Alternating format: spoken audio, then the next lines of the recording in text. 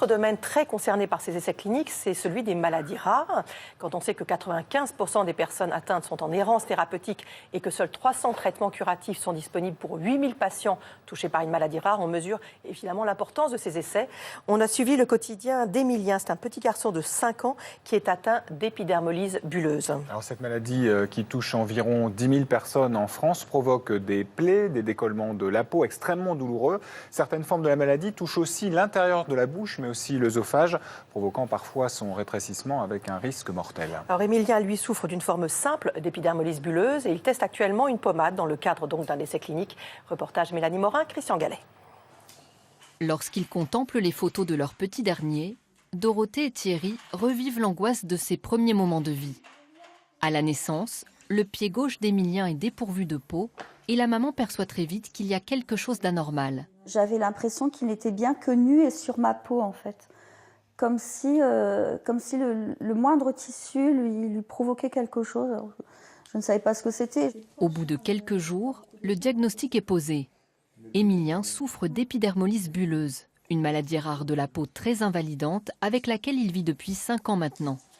Il n'existe pas encore de traitement, mais des travaux de recherche sont en cours. On nous a proposé il y a quelques mois un essai clinique. On a un petit peu réfléchi, mais la décision a été prise très très vite. Il faut que ça avance. La recherche a besoin de nous aussi. Donc il faut qu'il y ait quand même une cohésion entre la recherche, les patients. Ça va chérie? Ça va et toi? Ça va. Emilien est au bas? Ça y est, il est prêt. Ok. Il n'y a plus qu'à.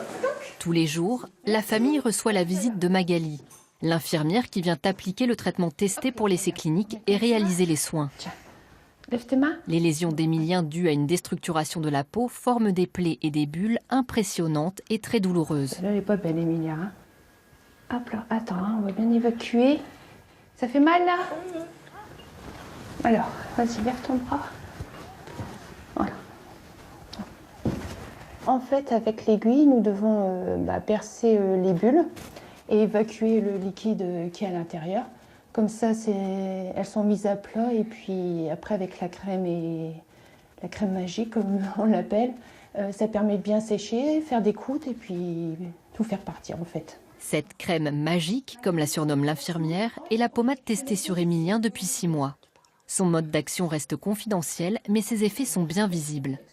Le résultat est le plus satisfaisant, c'est sur son dos. Vous voyez, il n'a plus aucune plaie.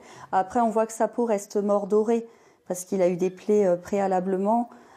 On peut estimer à 70% la perte d'atteinte sur le corps, de lésions, de plaies, etc. Et au niveau du visage aussi, il n'en a plus du tout sur le visage, donc les gens le regardent moins, donc je pense que pour lui, c'est un confort également. L'amélioration de l'état d'Emilien retentit sur sa façon d'être. Il retrouve par exemple le plaisir de jouer avec son grand frère sans se poser de questions. Il n'est plus craintif du tout. Chose qu'avant, il était craintif, il n'osait pas. Là maintenant... Il faisait toujours attention à ce qu'il faisait par crainte qu'il se passe quelque chose. Il a retrouvé sa liberté de petit garçon de 5 ans qui joue et court comme tout autre petit garçon. Emilien bénéficie de ce traitement à l'essai pendant encore 3 mois pour en évaluer les potentiels effets indésirables à long terme. Difficile pour ses parents de se projeter dans l'avenir sans ce médicament. La fin de l'essai clinique représente pour nous une grande interrogation. Que va-t-il se passer après? On ne sait pas. Peut-être qu'il y aura une reprise d'un autre essai clinique un peu plus tard, on ne sait pas. En tout cas, on sera partant en tout cas parce que... En tout cas, aujourd'hui, oui, on a le sentiment d'avoir vécu une année complète avec de nets progrès. On espère que ça va continuer comme ça. En tout cas, on y croit.